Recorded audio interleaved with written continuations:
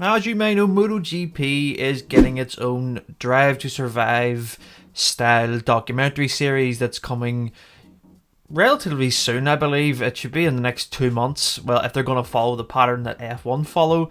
This series will be aired on Prime Video, so Amazon, and it will be 8 episodes of 50 minutes in length, and we will see some of the most recognisable faces in MotoGP: Valentino Rossi, Marc Marquez, Fabio Quartararo, the list goes on.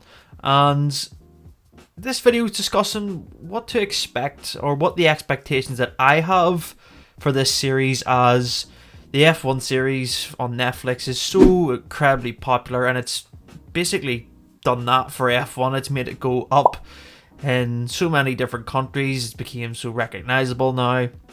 And I'm going to discuss if MotoGP can do the same and what to expect. So, the series will be produced by Dorna and the Media Pro Studio. So, the Media Pro Studio have done several Netflix and Amazon documentaries. The most notable one I can remember that they've done, and I had to check, was the Fernando Alonso Amazon documentary. It was quite good. It followed Alonso after his first retirement of F1 through 2019, when he done Le Mans, Indy 500 and the Dakar.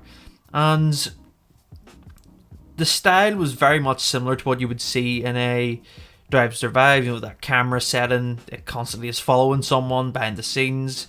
And from the press release that MotoGP released in November announcing the series, they said this at the end. So they said that with unprecedented access, the series will take viewers behind the scenes, from training sessions to team meetings and everything in between, offering unique insight into the day-to-day workings of teams and riders.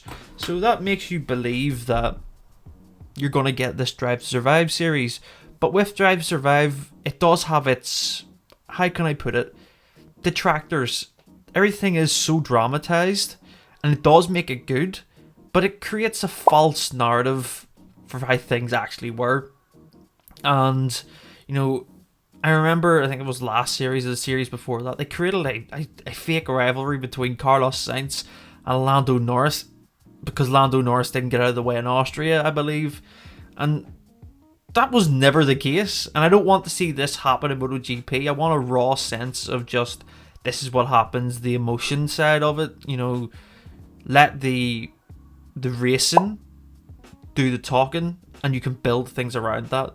I don't want it to be a fake narrative, and I don't think we'll get that. I think we'll get more of a raw sort of personal sense for each rider that we see in these episodes. And the one thing I am looking forward to the most would be the best thing that came from Drive Survive for F1, in my opinion, for social media, is the memes that we get. You know, F1, when it comes around to each series of Drive Survive, gets a new meme. It gets just used throughout the season. And I think the MotoGP community needs something like that, where we can, you know, reference things on a race weekend from the series, you know, so it just creates that community feeling. And that's what I think MotoGP needs on social media. But in terms of the stars of the show, the riders, the teams, will we get a sudden spike in MotoGP viewership? It is possible. But with Drive to Survive, it really did pick up Series 2. You know, especially in America, it really took fame when lockdown and stuff happened. And I think that was a real beneficiary thing for them. People could be at home and they were just constantly watching things on Netflix. And even when I think of Drive to Survive, it got onto mainstream TV. I remember the Romain Grosjean incident in Bahrain, and it was on Gogglebox in the UK, one of the biggest primetime viewing shows on a Friday. It was on Gogglebox, and they've reacted to that. So if MotoGP can break into that mainstream, which is a big ask, but it could be possible, that would be really good to see for just the progression of the sport. And I want to see the riders be made stars. I think they deserve bigger recognition. You know, these riders are the most talented motorbike riders we have in the world on the Grand Prix scene, and I would like to see them get the recognition. You know, we have Jack Miller. You could liken him to Daniel Ricciardo for how he is, even though Jack Miller is just a different level of crazy. Marc Marquez, you know, he doesn't need any more introduction. You know, he's got a big following already, but people showcase the amazing saves that he does, the fantastic comebacks. Showcase that. Valentino Rossi, of course, will feature, and people will know Valentino Rossi's name.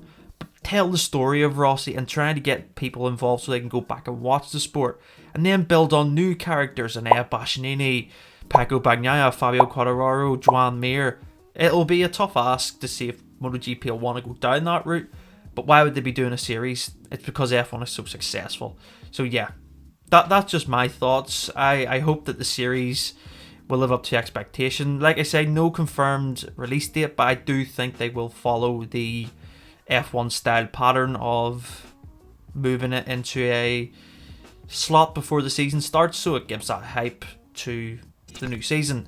But let me know your thoughts on the Amazon MotoGP series. What do you think it will be called? What's your thoughts on it? And make sure to subscribe to Christ MotoGP for more content.